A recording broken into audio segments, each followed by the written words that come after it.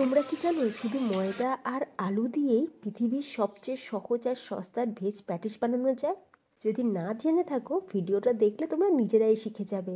আর বাইরে থেকে প্যাটিস কিনে খাবে না, যখনই খাওয়ার ইচ্ছা হবে নিজেরাই বাড়িতে খুব সহজভাবে আর হেলদিভাবে বানিয়ে খেতে পারবে। আজকে একদম সহজ পদ্ধতিতে ঘরে থাকা মাত্র কয়েকটা উপকরণ দিয়ে বানিয়ে দেখাবো ভেজ প্যাটিসের রেসিপি। চলো তাহলে কথা না বাড়িয়ে সরাসরি রেসিপি শুরু করা যাক। দুনিয়ার সবচেয়ে সহজ আর সস্তার ভেজ প্যাটিস বানানোর জন্য একটা বাউলের মধ্যে নিয়ে নিলাম 2 কাপ ময়দা। ময়দার মধ্যে দিয়ে দেবো অল্প সামান্য একটু নুন, মানে স্বাদ অনুযায়ী একটু নুন দিলাম, আর হাফ চা চামচ আজওয়াইন। আজওয়াইন দিলে দারুণ একটা টেস্ট আর ফ্লেভার দুটোই কিন্তু ভালো আসবে এই প্যাটিসের মধ্যে। আর আজওয়াইনটা দেওয়ার আগে হাতের মধ্যে একটুখানি ক্রাশ করে নেবে, তাতে করে আজওয়াইনের যে ফ্লেভারটা সেটা ভরে ভরে আসে। এরপর আমরা সব কিছুকে একটু ভালো করে মিশিয়ে নিলাম। এরপর মাঝখানটা ফাঁকা করে দিয়ে এর মধ্যে আমরা দিয়ে দেবো বড় চামচে 6 চামচ সাদা তেল। আমি এখানে সানফ্লাওয়ার অয়েল ব্যবহার করেছি। তেলটা দিয়ে এবার আমরা ময়দাটা খুব ভালো করে মেখে নেব। এখন কিন্তু জল দেব না, তেল দিয়ে আগে ময়দাটা খুব ভালো করে এইভাবে একটু স্ক্র্যাম্বল করে নেব। আর এইভাবে হাতের মধ্যে দিয়ে প্রেস করবে, দেখবে মুঠো হয়ে যাচ্ছে। তারপরে একবার একটু প্রেস করলেই দেখবে ভেঙে যাচ্ছে। তাহলেই বুঝবে ময়ানটা আমাদের খুব ভালোভাবে দেওয়া হয়েছে। প্যাটিসের মধ্যে ময়ানটা যত ভালোভাবে দেওয়া হবে প্যাটিস কিন্তু তত বেশি ফ্লপি হবে আর খাস্তা হবে। এরপর এখানে আমি নিয়েছি 1 কাপ জল, যদিও এটা পুরোটা লাগবে না, আমি মাখার পর তোমাদের দেখিয়ে দেবো কতটা জল লেগেছে। এখন অল্প অল্প করে জল দিয়ে ময়দাটা মেখে নেব। তবে ময়দা মাখাটাও কিন্তু খুব বেশি শক্ত বা একদম নরম করে মেখে ফেললে হবে না, তাই জলটা কিন্তু অল্প অল্প করে দিয়েই মাখতে হবে। আর এই যে দেখো এইরকম একটু নরম করেই ময়দাটা আমি মেখে নিয়েছি। এরপর ওপরে একটুখানি তেল ভালো করে মাখিয়ে নিলাম যাতে ওপরটা ড্রাই না হয়ে যায়। এরপর চাপা দিয়ে আমরা এটাকে কিছুক্ষণ রেস্টে রেখে দেবো, ততক্ষণে আমরা পুরটা বানাবো। এদিকে দেখো 1/2 কাপ পরিমাণে জল লেগেছে 2 কাপ ময়দা মাখতে। অন্যদিকে পুরটা বানানোর জন্য গ্যাসের উপর বসিয়ে দিয়েছে ফ্রাই প্যানের মধ্যে দিয়ে দিলাম বড় চামচে 2 চামচ সাদা তেল। এর থেকে বেশি তেল দেওয়ার কিন্তু কোনো প্রয়োজন নেই। আর দিয়ে দিচ্ছি হাফ চা চামচ গোটা জিরে একটু ভালো করে ফ্রাই করে নিলে দেখবে এই আলু স্টাফিংয়ের মধ্যে দারুণ একটা ফ্লেভার আসে আর প্যাটিসটা খেতে কিন্তু দুর্দান্ত হয়। জিরেটা একটু ভালো করে ভাজা ভাজা করে নেওয়ার পর দিয়ে দেবো এখানে আদা, কাঁচা লঙ্কা আর রসুন একসাথে আমি থেতো করে রেখেছিলাম। তোমরা চাইলে রসুন, আদা, কাঁচা লঙ্কার পেস্ট ব্যবহার করতে পারো, তবে এই রকম টাইপের স্টাফিংয়ের ক্ষেত্রে কিন্তু যদি থেতো করে নিয়ে দেওয়া যায় তাতে কিন্তু টেস্ট খুব ভালো আসে। তো আদা, কাঁচা লঙ্কা, রসুন আমি এখানে 1 টেবিল চামচ ভর্তি দিয়ে দিলাম। দিয়ে একটু ভালো করে নাড়াচাড়া করে নেওয়ার পর দিয়ে দিয়েছি একটা বড় সাইজে চপ করে নেওয়া পেঁয়াজটাকে দিয়ে হালকা কিছুক্ষণ একটু সটে করে নিয়েছি। খুব বেশি কিন্তু লাল করে পেঁয়াজ ভাজার কোনো দরকার নেই। এরপর আমি এখানে কিছু শুকনো মশলা দেবো। দিয়ে দিচ্ছি হাফ চা চামচ হলুদ গুঁড়ো, হাফ চা চামচ লাল লঙ্কার গুঁড়ো, হাফ চা চামচ জিরের গুঁড়ো আর হাফ চা চামচ ধনের গুঁড়ো। আর স্বাদ অনুযায়ী কিন্তু নুনটা অবশ্যই দিতে হবে।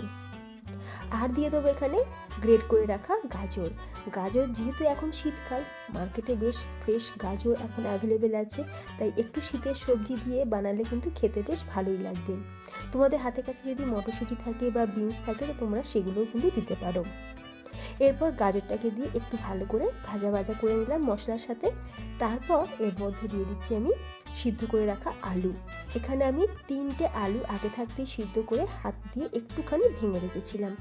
আলু কিন্তু পুরোপুরি ম্যাশ করলে হবে না, প্যাটিসটা খাওয়ার সময় একটু আলুর দানা যখন মুখে পড়বে খেতে কিন্তু দারুণ লাগবে, তাই আলুটাকে ম্যাশ না করে একটু করে ভেঙে রাখবে।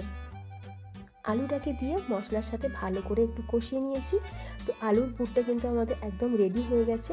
তো নামানোর আগে আমি একটু ধনেপাতা কুচি দিয়ে দিলাম আর দিয়ে দেবো একটুখানি বিট নুন বা ব্ল্যাক সল্ট। আমরা নুন দিয়েছিলাম প্রথমেই, নুনটা একটু কমই দিয়েছিলাম যেহেতু আমরা বিট নুনটা দেবো বলে। এই বিট নুন দিলে এই আলু স্টাফিংয়ের টেস্ট কিন্তু দ্বিগুণ বেড়ে যায়। এখানে একটা ছোট্ট টিপস রইল, দেখো আলুর পুরটা বানানোর সময় তেলের পরিমাণ কিন্তু একদমই কম দিতে হবে, যেমনটা আমি ভিডিওতে দেখিয়েছি। তেল যদি বেশি দিয়ে দাও তাহলে দেখবে প্যাটিসটা খাওয়ার সময় মুখে খালি তেলই লাগবে। তো আলু স্টাফিংটা আমাদের রেডি। অন্যদিকে একটা বাটির মধ্যে আমরা একটা ময়দার গোলা রেডি করে রাখবো। সেই জন্য একটা বাটিতে দিয়ে দিলাম 2 চামচ ময়দা আর 2 চামচ পরিমাণে জল। এই রকম একটা ঘন ব্যাটার আমরা রেডি করে রাখবো। এটা আমাদের প্যাটিসটা জুড়তে কাজে লাগবে। অন্যদিকে দেখো ময়দাটা আমাদের 15 থেকে 20 মিনিট রেস্টে রাখা হয়ে গেছে। তারপর ময়দাটা আমি ভালো করে আরও একবার মেখে নিয়েছি। কিচেন স্ল্যাবটা ভালো করে মুছে নেওয়ার পর ময়দাটা ভালো করে মেখে নিয়ে এইভাবে একটু লম্বা মতন করে শেপ দিয়ে নিয়েছিলাম। তারপর এইভাবে লেচি কেটে নিচ্ছি। খুব বেশি কিন্তু বড় করে লেচি কাটার দরকার নেই। বাড়িতে যেরকম আমরা কচুরি বা লুচি বানানোর জন্য লেচি কাটি, এই যে দেখো আমি ঠিক এই রকম সাইজটা রেখেছি, এই রকম সাইজেরই লেচিগুলো কেটে নেব। তো 2 কাপ ময়দা নিয়েছিলাম, তো 2 কাপ ময়দাতে আমার এখানে 20টা পাফ প্যাটিস তৈরি হবে। এরপর শুকনো ময়দা ছড়িয়ে আমরা এবার বেলে নেব। প্রথমে একটু গোল করেই বেলবো, তারপর লাস্টের দিকে এটাকে একটুখানি লম্বা করে বেলব। এইভাবে একটুখানি লম্বা করে বেলে নিলাম। এরপর মাঝখানে আলুর পুরটাকে দিয়ে তারপর ময়দার যে ব্যাটারটা আমরা রেডি করে রেখেছিলাম সেটাকে দুটো ধারে এইভাবে লাগিয়ে দিলাম। তারপরে একটা সাইড থেকে এইভাবে মুড়ে দেব, অন্য একটা সাইড থেকেও আমি এইভাবে মুড়ে দিলাম। এবার এর ওপরে আমি আবার একটুখানি ময়দার যে ব্যাটার সেটা লাগিয়ে দিলাম, দিয়ে এবার এই সাইডটাও কিন্তু মুড়ে দিলাম।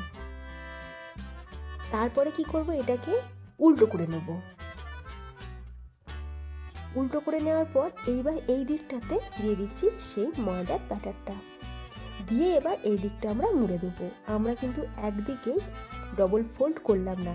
একদিকে ডবল ফোল্ড করলে কি হবে, একদিকটা বেশি মোটা হয়ে যাবে, প্যাটিসগুলো খেতে কিন্তু ভালো লাগবে না। ওই জন্য দুটো সাইডে যদি এইভাবে মোড়া হয় তাহলে প্যাটিসগুলো দেখতেও খুব সুন্দর লাগে, ভেতর পর্যন্ত ভালোভাবে ভাজাও হয়, আর খেতে কিন্তু দারুণ লাগবে।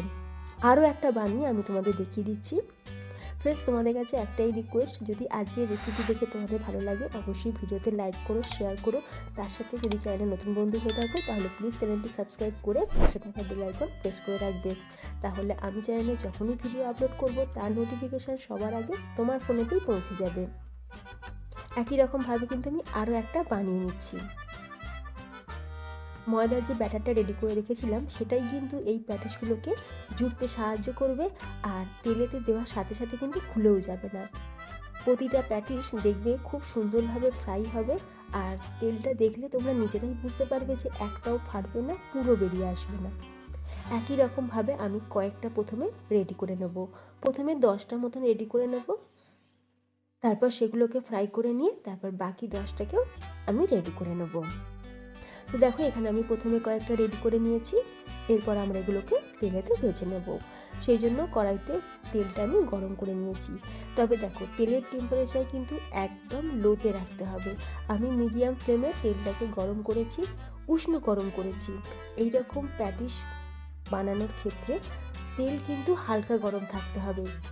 একদম গরম তেলে যদি প্যাটিসগুলো দেওয়া হয় তাহলে ময়দার ওপরটা কালার এসে যাবে, কিন্তু ভেতর থেকে ভালোভাবে কুক হবে না।